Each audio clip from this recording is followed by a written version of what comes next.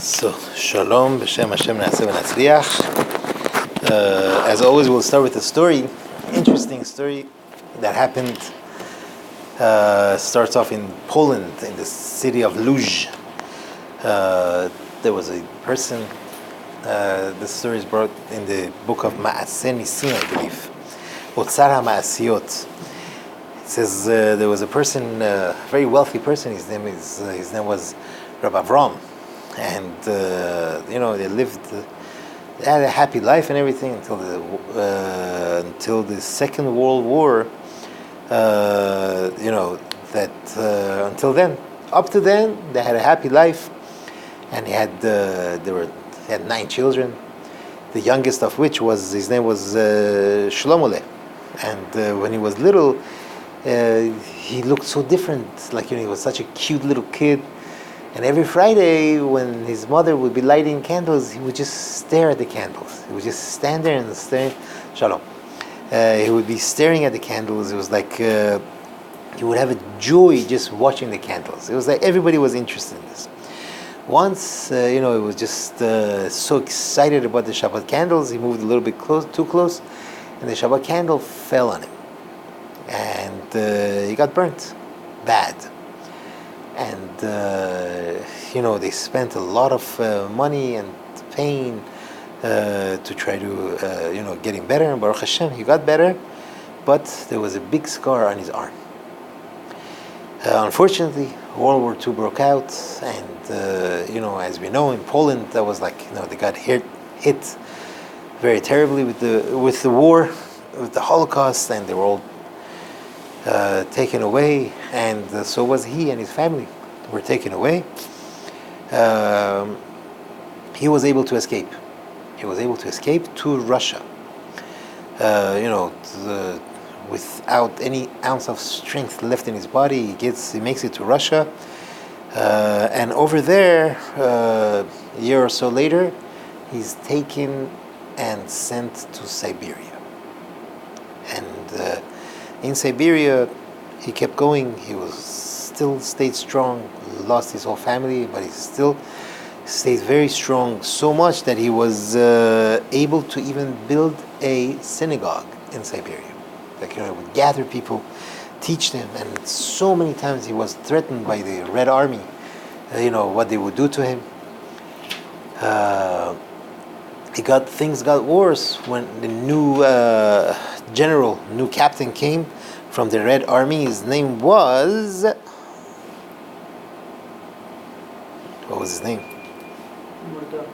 Natishka. That was this person's name. And you could see anti-Semitism in his eyes. And many times he threatened him that he's going to kill him if he continues doing this. But he wouldn't budge. He kept going, even with this person's threats and everything, he kept going. He would teach Torah. He would teach many about Judaism. And one day came, and they gave him good news that he is now going to be, his papers are all set to be able to go to Israel. And this was the happiest moment, because he tried so hard. He tried so many times to be able to go, and finally now he's able to go. But the one thing that was bothering him, who is going to take over this whole synagogue and all the things that he's doing, he was sad. So the night before he left, he went to the shul, he went to the synagogue, and he's crying. He's crying and crying, and he lit candles for his family that he lost, and he started saying Tehillim. He started singing and saying Tehillim, and getting louder and louder and louder. His echo was heard all outside, and Natishka wanted to see where this sound comes from. He gets closer, and he sees this guy. He gets so angry, and he said, I'm going to give him his last beating. Before he goes, I'm going to break all his bones. And he gets closer and closer. He sees him coming closer with the look of death in his eye. He turns pale and starts saying Shema Yisrael. Avram starts saying Shema Yisrael, and as he picked up his arm to hit him, what does Rabbi Avram see? He sees a scar. He says, Shlomo, it's you? come to me. I can't believe you're still alive. This boy, he's looking at his father, and he's looking at the candles, and then he says, my dear father, what have I done to you? And they hug each other, and they cry. Which one was the father? Avram was the father. Little Shlomele that we used to watch the candles is Natishka. That's the Red Army officer. He was also saved. And he hugs his father, and they cry, and they cry, and they cry until the morning. Morning comes, they find a way, both of them escape, and they go to Eretz Israel. And his father teaches him all the things that he was missing, Torah and everything. And as he got older, Baruch Hashem, they lived in Beersheba, and he got married, and they built a family, and all in the zechut of the Shabbat candles, that Baruch Hashem gave him a good scar, a good burning. What? There is. No, I remember. It sounded so familiar. There's a song about it. You're right. Do you know who sings it? Is it like Journeys? I think so. It's one of. I have to find it. When I read it, I knew I heard this story somewhere. All right. Wow. Baruch Hashem. All our stories are songs. 2 weeks ago, we spoke about Yosef Makir Shabbat. This one, Natishka. All right. Continuing on, after discussing the halachot of birth and everything for Shabbat, continuing on to Choleh she'ein bo sakanah. There's a lot of halachot regarding Choleh she'ein bo sakanah. We'll try to categorize things and move forward. Be'ezrat Hashem. Now, someone who there is no sakanah, there is no danger for life or for limb, right? He's going to lose limb chas v'shalom or his life chas v'shalom, and a person, he has pain. He's not feeling too well, right? He has pain, but he could walk. He's strong enough to walk. Shalom. He is strong enough to walk. In his case, it is asur to do anything of refuah for him on Shabbat. Okay, we cannot do anything that would heal him on Shabbat, even things that are not going to lead to a melacha of Shabbat, that we would do a chilul Shabbat for him. Even something that's midirabanan we can't do. Okay. However,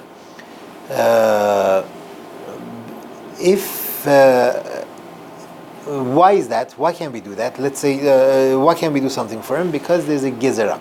There's a gezerah of Chachamim. It's called gezerah mishum shechikat hasamamanim. What's shechikat hasamamanim? Shechika means to grind. Samamanim are herbs, right? This is a gezerah that he might come and grind grass, plants, and herbs that would be like medication. And this is an isur of Torah of tochen. Tochen is grinding. And when a person goes in and grinds these, they put it mix it with oil, and you start grinding, and like in the olden days, they would make medicine. On this, Chachamim made a gezerah.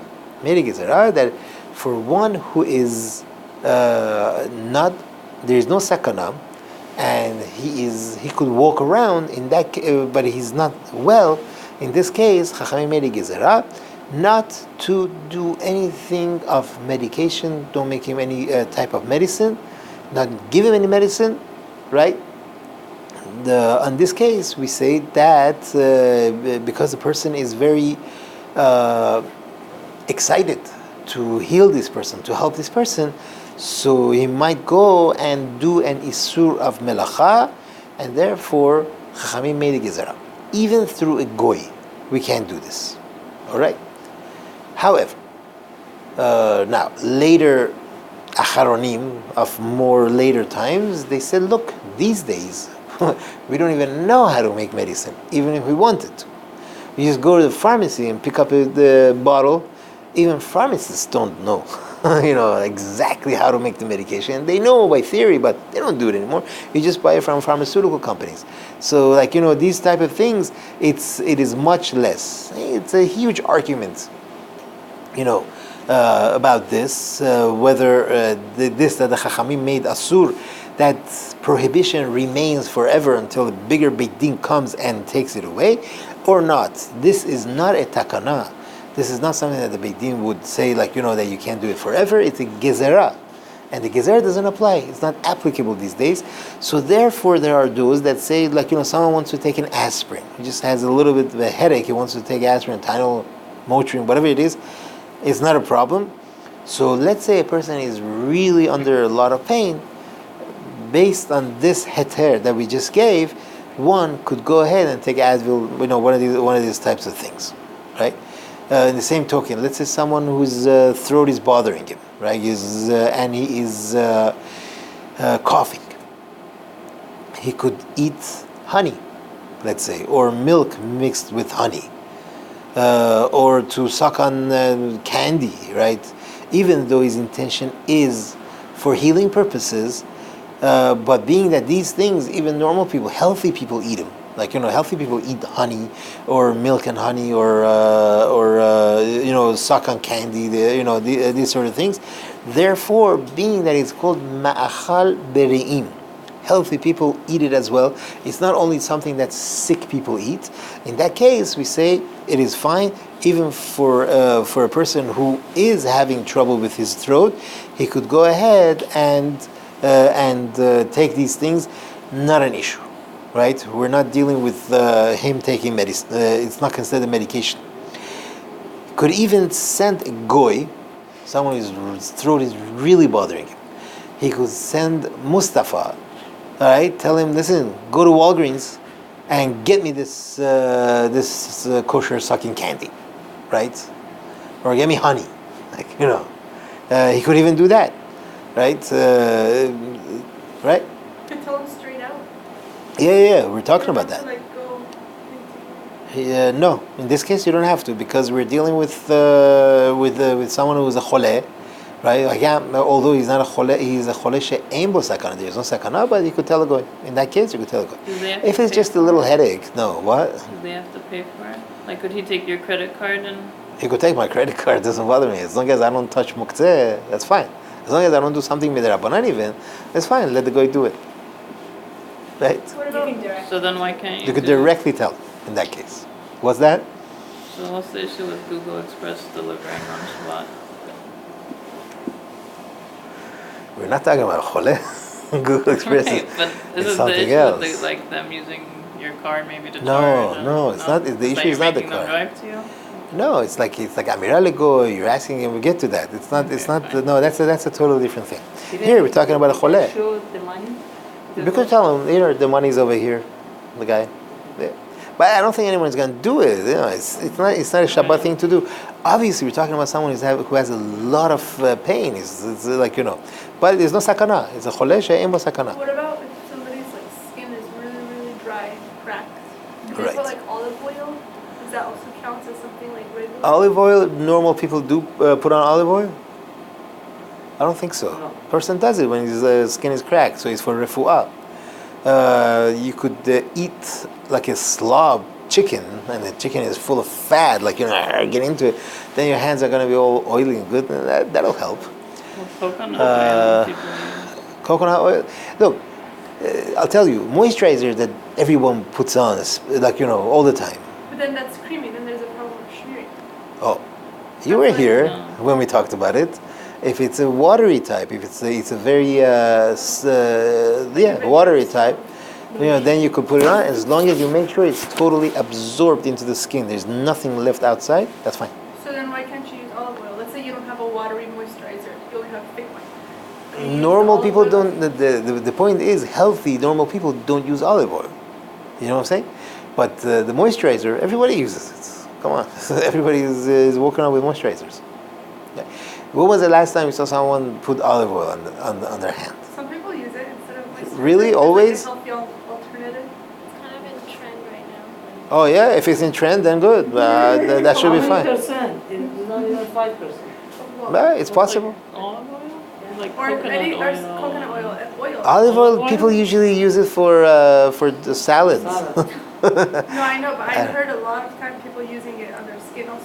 If it becomes something of a trend that everybody is using it, then Because it's more organic than regular. That definitely is true, 100%. Back in the day, this is what everyone would use. Are you kidding? Olive oil. Likes to use olive oil instead of Yeah, cream. olive oil, almond oil, like this sort of stuff.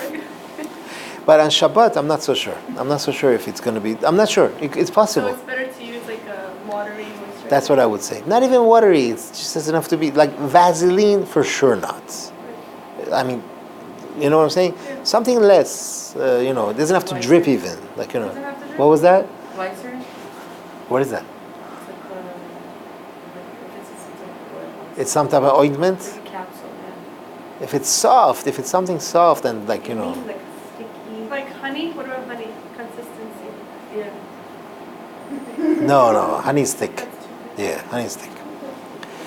All right, so let's say like this: there is someone whose back is hurting, and so one of the ways to a remedy, homemade remedy, is to mix vinegar and olive oil, and to rub it. Right, that you can't do because that's not something that an average person does. Only a person who is sick, who has pain, does it. So this is like refuah. So over here we have a gezerah of shema. They might mishum shechkat samanim, and that we don't do, right? Anything that has to do with refuah, we have a problem of the gezerah that Chachamim made for shechkat samanim, right? This is all talking if the person has some pain, right? But if he is a choleh she'emo sakanah, which is a higher degree. That means this guy is got so much pain, he can't even walk. It's called nafal lemishkav, right? He has so much pain in his back, he can't walk around. He's not holech umitchazek kebari. There's different terminologies. Holech umitchazek kebari is a person who can walk around like a healthy person. He's not healthy. He's got pain, but okay, you know what? For him, we don't allow. But someone who is nafal mishkav, who has got so much pain that he is in bed, right? He has that much pain. In this case, we say that a goy could go ahead and rub this on him, right? Even if it's isur deoraita, even if it's something that some sort of a healing practice that would be asur from the Torah, for such a person, choleh she'ein bo sakanah, but he's nafal lemishkav, okay? For him, a goy could do even a melacha min Torah. Okay, so we have the category of choleh she'ein bo sakanah, which is nafal lemishkav. He fell in bed and he can't move. He's got so much pain. For him, a goy could do even a melacha of Torah. For the next level down, the person is not nafal lemishkav. He's holech umitchazek, but he could walk around like a healthy person. For him, no. For him, he cannot do any melacha. Or a goy cannot even do a melacha. But things that are ma'achal beri'im that the healthy people do, then for that person, we could do it. So telling him to go buy candy for your throat. Someone who is under a lot of pain. That's only right? if somebody's in a problem. Right. Someone who's under a lot of pain, he just can't take it anymore. It's like really bothering him. Unfortunately, in some cases, it's a bad strep throat. Let's say, he's not a sakanah, but he is choleh she'ein bo sakanah, but he's nafal lemishkav. He has a lot of pain. Tell the goy, go buy, go get this. Now, someone chas v'shalom fell on Shabbat and got injured, okay, or got hurt, in order to not allow there to be a swelling, you could put something cold, like a metal or a piece of ice, something on it, so that the swelling won't get worse. To keep it under control, that a person is allowed to do, right? Because in such a case, we don't have a gezerah. Oh, he did this. This is some sort of a healing. So therefore, there is a gezerah that you might come and make medication. In such a case, that you're putting ice on the guy's bruise or cut or whatever it is to stop the bleeding or to cool it to not allow it to get all swollen. This has nothing to do with the gezerah of shechkat samanim to make medication, because you're not giving medication. On this, there was no gezerah. Is that clear? The distinction? Good. A child. What about a child? As far as the halachot of choleh she'ein bo sakanah, Where does the child fit in? There's a lot of different opinions. Some say up to 4 years old. Some say up to 6 years old. I believe Chacham Ben Zion Zechron Bracha would say until 13. They're considered Choleh she'ein bo sakanah. Rav Ovadia said 9. 9. Right? He learns from Halachot of Yom Kippur. Others also. Eight or sheyesh was What? He's considered Choleh she'ein bo sakanah until 9 or after? until 9. Until 9 years old, he's considered Choleh she'ein bo sakanah, and therefore there is no gezerah Choleh she'ein bo sakanah. There is no gezerah of shechikat samamanim. That means you could do things that would help his refuah, right? Not biblically, nothing that would be asur from the Torah, but you could do things for him that would bring him refuah, like give him medication, no questions, no problem. And we're not going to say, oh, wait a minute, there is a gezerah of shechikat samanim. Don't give him medication because you might come and make a medicine. For a child up to 9 years old, we don't say that. That's the point. So it's considered the higher level of... The higher level of Choleh she'ein bo sakanah. We have to be very careful. The Rav Ovadia writes, others also write, that children these days, brings from the Chazon Ish. Chazon Ish says that children these days are more, shall we say, spoiled or weaker, and they're more prone to get sick, and we have to be extra careful with them. And a lot of these things would be allowed. Like last week you said that children are always considered sheyesh. I said the yeshbo, really? Maybe babies. No, we're talking about little babies. In the beginning of the birth, there, yes. Right. I don't know about 1 year. I'm not sure how long that is. Yeah. For a child up till 9 years old, now Persian people have a lot of chakshir and stuff like that. Are you allowed to make that on Shabbat for a child? Yeah, that's exactly what we're talking about, right? For a child up to 9 years old, a lot of homemade remedies, that they're not necessarily medicine, even if it is medicine, we could do it for him. But chakshir is like separating. Even cooking it. Cooking? Really? No, you don't cook it. The chakshir, you just mix it with water. Does it really? Yeah, when you're making chakshir, you put water in it. That's what it is, chakshir. So is it separating? Is that like a midraita that you can break? Or tangerine? Probably would be fine, I think. Probably would be fine. Because why do they give him chakshir? Because the child is constipated, right? And that's dangerous. That's not very healthy. We'll get to it. So for a child up to 9 years old, I would say it would be allowed. If the child is not feeling well, and you feel you need to make him, let's say, chakshir, then that should be okay. But you're allowed to take the good from the bad, right? Yeah, but with chakshir, what happens? You pour the orange stuff into the water, and then you mix it. The heavier stuff, which is the chak, the dirt, it gets settled down, and everything else is still floating around. So in a way, it's separating it. But then you're 100% right that you are taking the good from the bad. But the water becomes the keli, and the water is separating the good from the bad for you, the bad from the good. But what if you want the water? What if the water is good and the chakshir is good, and then you just leave the dirt? So what separated them? The water separated the bad from the good. No, the dirt goes to the bottom, and then you're spilling everything else out into your own cup. Yeah, that's an idea. I don't know. I'm not sure. What can I tell you? I have to check into it. That's an interesting question. Wow. All right. I always thought that it was considered like you're cooking it because you pour hot water on it and it kind of... No. Not cooking. There's no cooking. Yeah, but that's the other Pour thing. water on your chakshir. But other stuff you need hot water. Yeah.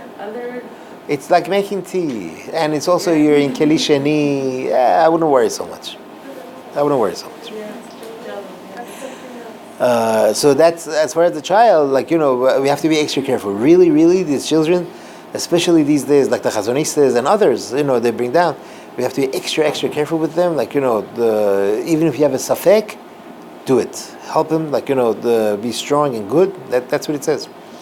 Now, someone who is not sick at all, he's Baruch Hashem perfectly fine. He is allowed to eat and drink things that are usually used for refuah, like foods and drinks that are not for consumption of healthy people. Not all the healthy people eat it, because there is no gezerah over there. What's the gezerah? Gezerah is only that we're afraid that the person is so excited. I got to help this sick person. I'm going to make medicine, but this guy is totally healthy and he just wants to eat this. So in this case, he wants, let's say a healthy person wants to eat chakshi. We tell him, no, don't eat chakshi, that's medicine. But he's fine, he's not sick, so there's no gezerah there. Oh, you know what? Maybe he's going to make, start grinding and making medicine. He's a healthy person, so over there is no problem. So therefore, someone who's doesn't have a strep throat, his throat is hurting a little bit, no big deal, right? He is allowed to swallow a raw egg in order to smooth his throat, to make sure that his throat is fine. I guess I don't know how that works. I guess it's so slippery and so slimy. It just makes things smooth. But whatever it is, it's not a normal thing. Who just downs a raw egg? No one. So you tell him, oh no, don't do this. This is a refuah. This is a medicine you're taking. We say it's fine. He could do it, and therefore he could take that. As a result, Rabbi Ovadia also says a person wants to take vitamins, right? Healthy person wants to take vitamins. He's allowed to, right? Because what are you afraid of? That he's going to go and make medicine? On this, there is no gezerah. That he's going to make medicine. So therefore, vitamins for a healthy person or a person that wants to do it for preventive measure is fine. In the same token, Rabbi Ovadia brings down someone who's got trouble sleeping, right, at night. In the olden times, I don't know, tell me if it's weird. In the olden times, what they would do is someone who couldn't sleep, they would wash his head with arak, with whiskey. And then they would wrap it up, and then the guy would fall asleep. I guess from the fumes of the alcohol, whatever it was, he would fall asleep. So they allowed it, because they say a person who doesn't sleep, this is dangerous, because lack of sleep is going to make him weak and it's going to go crazy, whatever it is, so therefore they would do anything to help him fall asleep. So as a result of that, one who wants to take a sleeping medication is allowed. They allow it, that he wants to take sleeping pills, whatever, to help him fall asleep, he could. Opposite is also true. Someone who's very drowsy and he's falling asleep, he wants to take something to wake him up, one of those good stuff. He's allowed to do it. So get more energy and to get rid of the sleep. And the same token, he is allowed to do that. Right? He's a healthy person. After all, he's a healthy person. He's just doing it to wake up. Now, a woman who wants to become pregnant and she can't, and the doctor prescribed a certain medicine, certain medication for her to take, she's allowed to take it on Shabbat, right? Because we're dealing with someone who's healthy. There are other reasons why this is more allowed. She's allowed to continue taking these medications. In the same token, in the same halakha, what he brings down, a woman who has a heter from a proper chacham to take birth control, the same thing. She's allowed to take the birth control pills, continue taking them on Shabbat. Now, someone who has some pain, but he's not nafel lemishkav. So he's a choleh she'emo sakanah in the lower degree, that he is not nafel lemishkav, right? He doesn't have that much pain that he's in bed. If this person, though, started taking medications before Shabbat, right, even a day before Shabbat, he could continue taking the medication. Why? Only as long as he knows that if he stops taking this medication, chas v'shalom, his sickness could come back, or it's going to cause him a lot of pain and suffering. So he could continue taking the medication on Shabbat. Although, right now he's not a choleh sheyesh bo sakanah shel nafal lemishkav, whom we allowed for. He's just yesh lo mechush. He just had some pain. Baruch Hashem, he's recuperating, or whatever his status is. But If he's afraid, if he stops the medication, he's going to go back, have a relapse. In that case, he could continue taking the medication. Yep. I thought we already said that nowadays medication, we don't have that issue of trying maybe making the herbs because. True. We So said why do we that. still go through all this? No, maybe I wasn't clear. Some poskim say that these days we don't have that issue. We don't go through. Right, but I'm not saying we don't go. We could use those opinions to add to, if you want to become lenient, if we have other reasons where we could be lenient, we use their opinion as well. But we try it as much as we can to keep that gezer of chachamim, of shachikat samamanim. But you're right, according to those opinions, for sure, any medication, any medicine is fine because we don't these days make medicine. I mentioned that, maybe I shouldn't have mentioned it, but I mentioned it just to show that there is such an opinion. Chas v'shalom, we said before also, the eye. The eye we have to be extra careful with, right? Someone who has pain in the eye, we discussed it before. If it's something that's questionable, definitely it could be mechaleh Shabbat for the eye, because the eye is extremely dangerous, something that has to be well taken care of. But let's say someone who has pain in the eye, it's not something that he knows that it's not dangerous, still he has pain in the eye, he is allowed to use eye drops to alleviate the pain and to try to take care of it.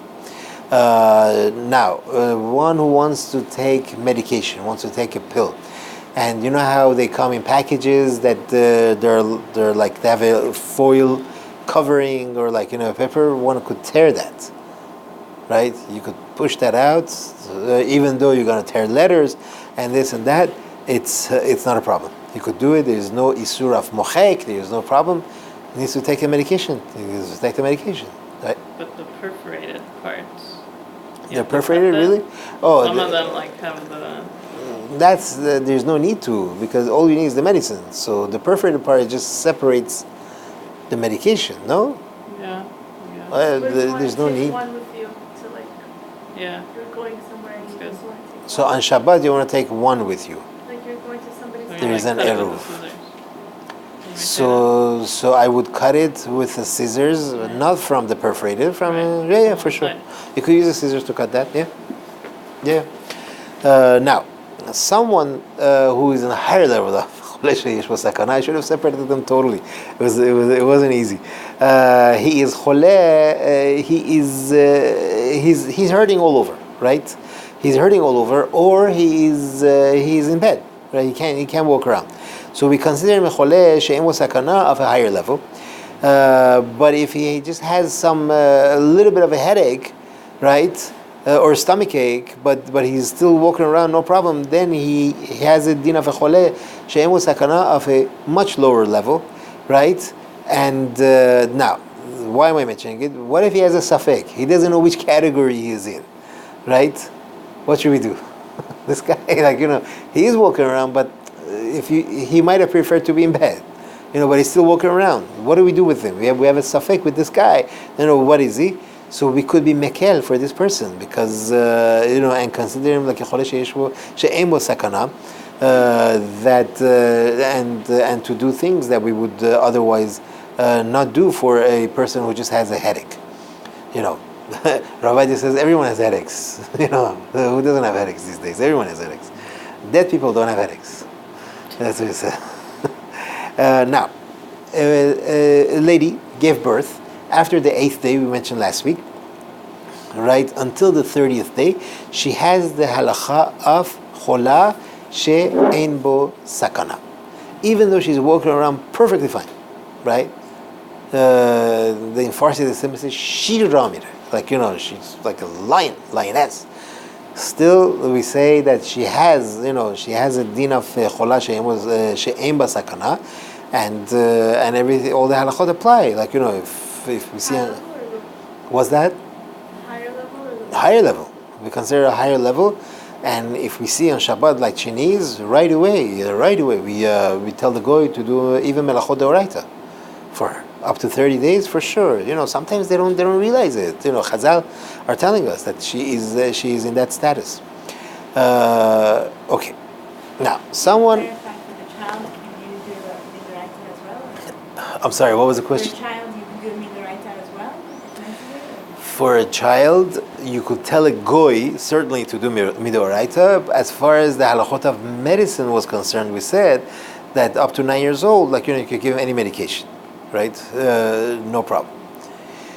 Now, someone who is choleh, she'en bo sakanah, but he could walk around. So he is in the lower level. He's not nafal lemishkav, and he's not ko'ev kol gufo, that his whole body is aching, and he's not in bed.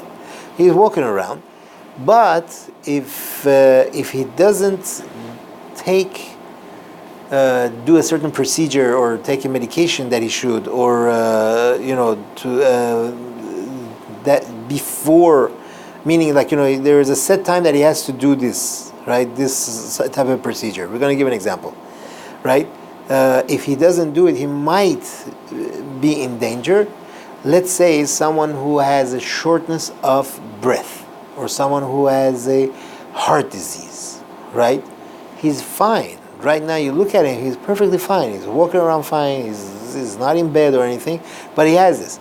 So he needs to take a certain medication. Right? He has to take his medications and everything. Then for sure, there's no question, he has to do it. Otherwise, chas v'shalom, he's going to be in danger. Right? Same thing, someone who has diabetes, right? He's fine, but there's a certain time of the day he has to give himself a shot, right, of insulin, So what do we do? No, don't take a shot, chas v'shalom on Shabbat, don't. Of course he could. He could do it, and we discussed, giving shots. Most shots not necessarily cause bleeding, right? Only shots that are deep enough that they go, shots under the skin into the muscle, they don't cause bleeding. Pasikreshe for sure. They don't do that, so therefore he's allowed. So this insulin is usually right in the stomach and it doesn't bleed at all most of the time.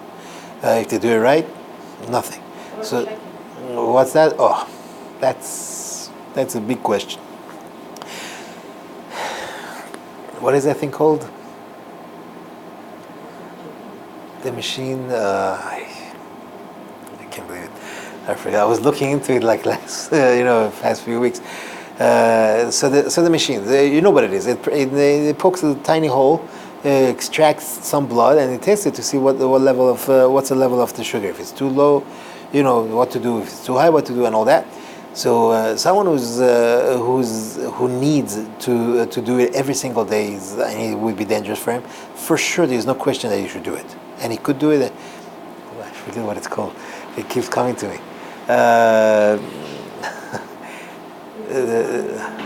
What is it called? No, it has a different name. Sorry.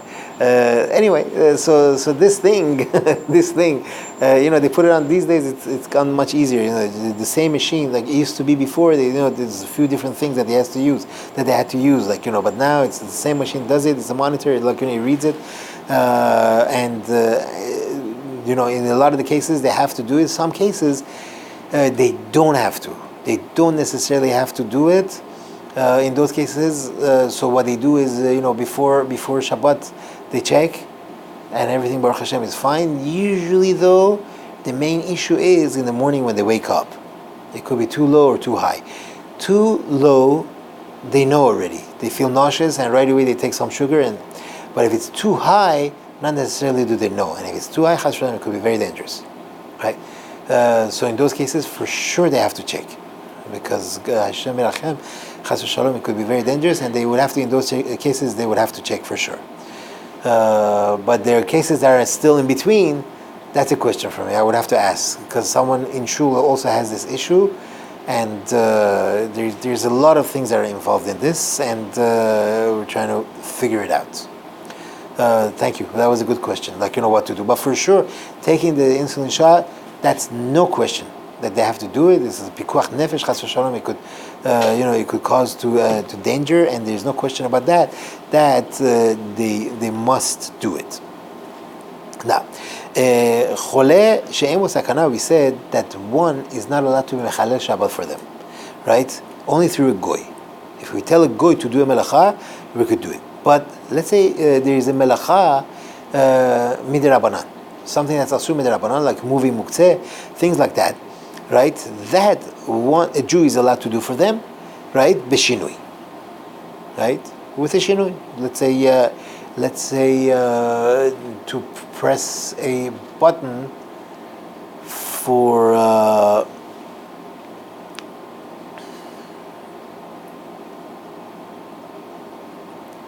there is a machine that, like, I forget what it was.